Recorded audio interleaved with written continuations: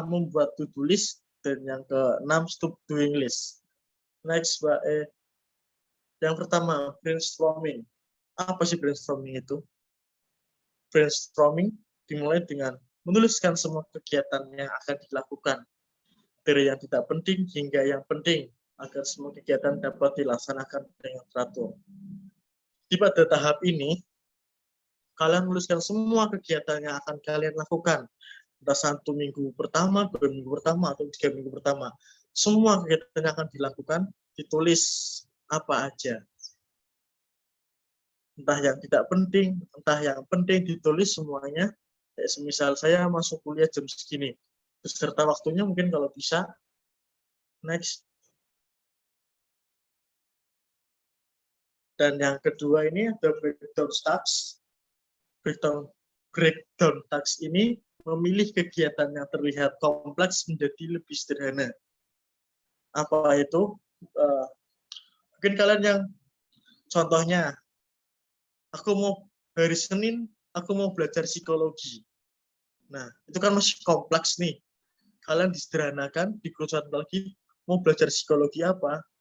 Contoh, yang tadinya hari Senin aku mau belajar psikologi doang, ya psikologi, terus nanti menjadi lebih sederhana, aku mau belajar psikologi abnormal atau psikologi kognitif atau psikologi apa gitu.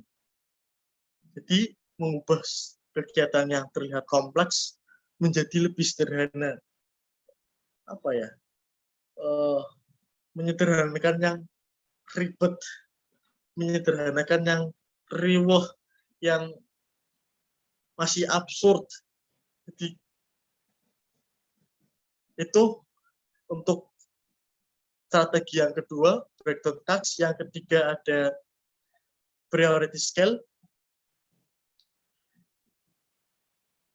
Priority scale, susun kegiatan dengan tingkat kebutuhan. Pahami kebutuhan, urgent dan important. Nah, pada cara yang ini, nanti silakan kalian susun kegiatan kalian, entah itu yang paling penting, yang sedang, dan yang tidak penting. Susun prioritas kalian. Kalian sudah bikin tujuan yang fundamental tadi, kuliah lulus 4 tahun. Berarti prioritas kalian ya tentang kuliah. Yang lain berarti bukan prioritas utama. Bentuk seperti itu. Jadi itulah gunanya aspek pertama fundamental, psikologis, dan detail. Yang ke berapa ini ya? 4. Buat agenda yang smart.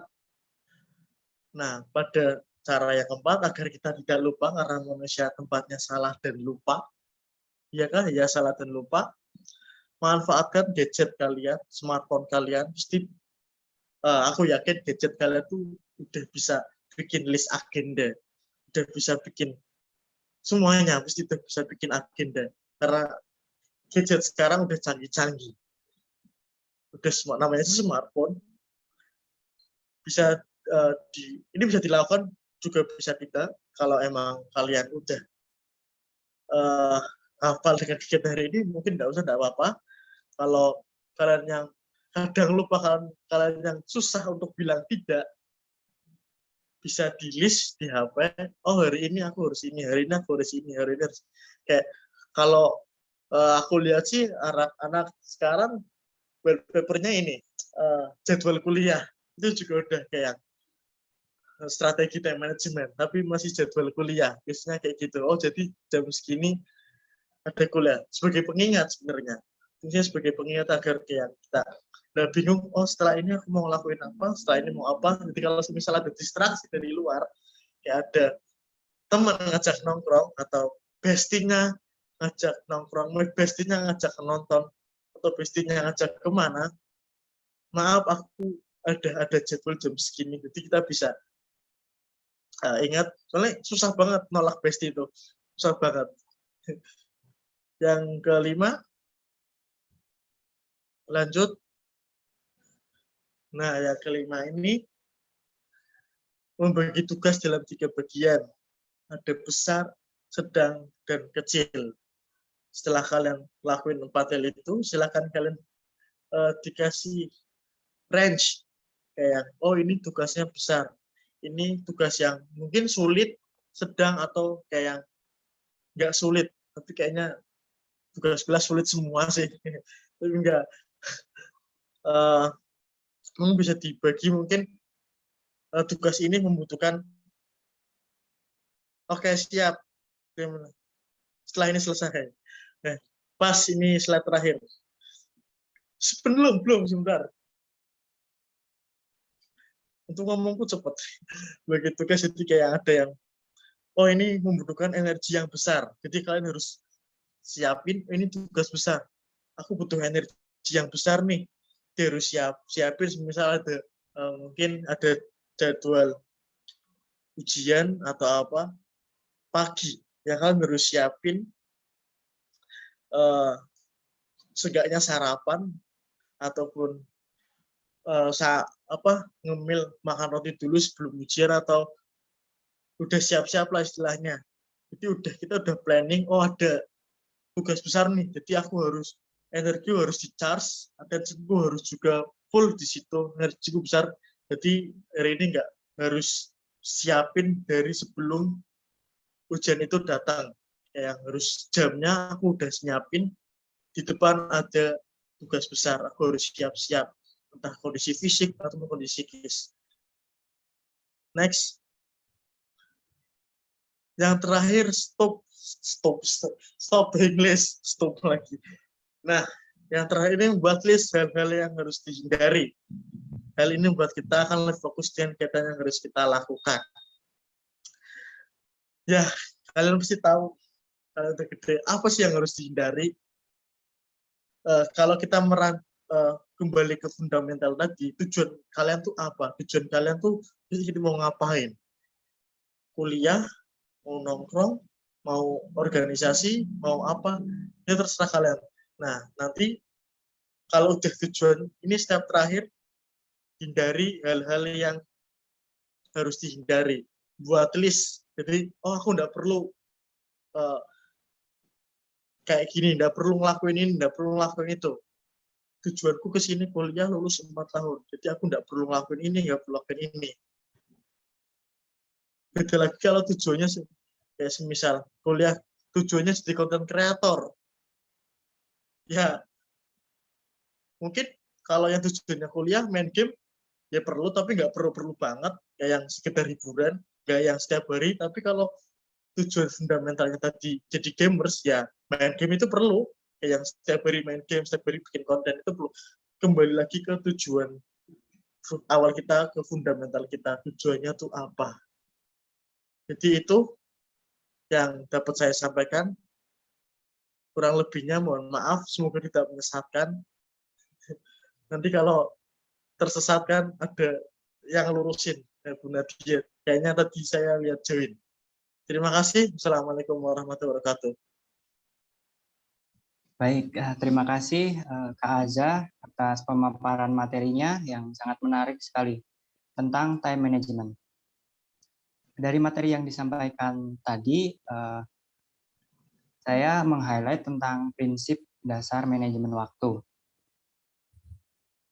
Saya menangkap secara garis besar tujuan dari manajemen waktu yaitu untuk menyeimbangkan.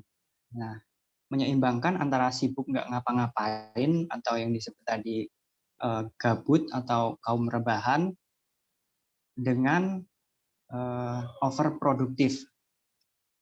Perlu kita ketahui bersama, ternyata overproduktif atau produktivitas yang berlebih itu juga ternyata tidak baik untuk kesehatan kita sendiri, karena cenderung mengabaikan kesehatan demi mencapai produktivitas itu sendiri. Jadi kata kunci dari materi time management ini yaitu efisien, produktivitas, dan balancing. Betul seperti itu kah, Kak Aza? Iya, iya. Oke, baik. Terima kasih Kak Aza atas pemaparannya, karena Kak Aza sudah menjelaskan banyak hal tentang time management, dan kita akan menuju ke sesi selanjutnya, yaitu sesi tanya jawab. Bagi peserta mungkin dari materi yang disampaikan oleh Kak Aza tadi, pada sesi tanya jawab ini kami akan memberikan kesempatan untuk peserta pelatihan ini untuk bertanya tentang materi tadi. Silahkan peserta bisa melakukan perkenalan diri terlebih dahulu, lalu untuk bertanya. Dari panitia kami menyediakan 3 orang penanya. Silahkan dari peserta jika ada yang ingin ditanyakan bisa langsung ditanyakan. Dan juga mohon maaf untuk para peserta semuanya untuk on cam ya. Seperti Rahma Gusmiarti ini masih off cam, Rahmadita, Nuha, Novita, Lucy Indriani, Koirul, Imelda, Fitria Atika. Mohon untuk yang belum on cam, silahkan untuk on cam.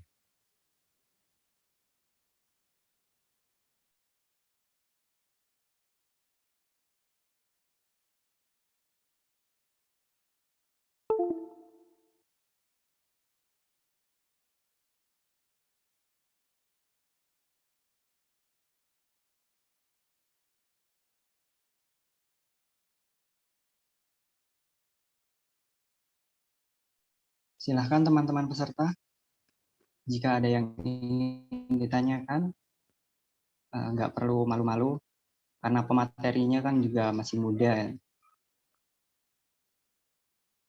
Sampaikan aja yang ingin ditanyakan. Silahkan.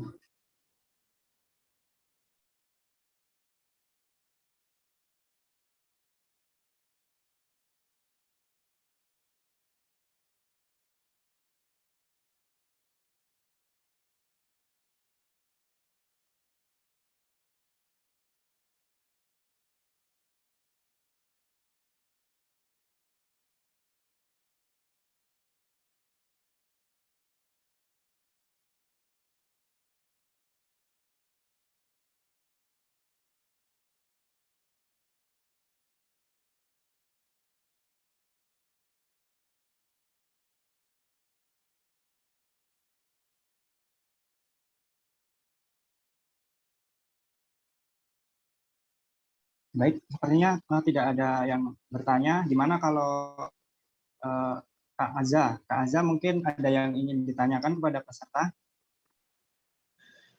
Ini biasanya tuh kalau wawancara nggak tahu nih yang terkenal ini dari peserta kalau ditanya kalau nggak tahu ini tutup atau di mana, kalau kalian ada apa kuliah ada apa namanya ada ujian, terus di organisasi kalian tuh ada kegiatan dan kalian sebagai istilah panitia, terus kalian milih mana? Biasanya di organisasi ditanya kayak gitu. Dari peserta biasanya jawabnya gimana? Untuk peserta ini,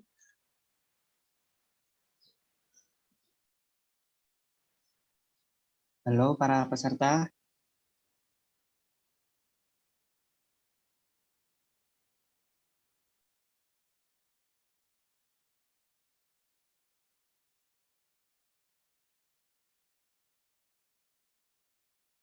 Baik, Kak Aza tadi maksudnya gimana ya Pak? Kak ya? Mengenai peserta ini tadi. Biasanya kan ini kalau aku dengar nih di kampus, kalau orang-orang mau masuk ke dalam suatu organisasi atau suatu lembaga,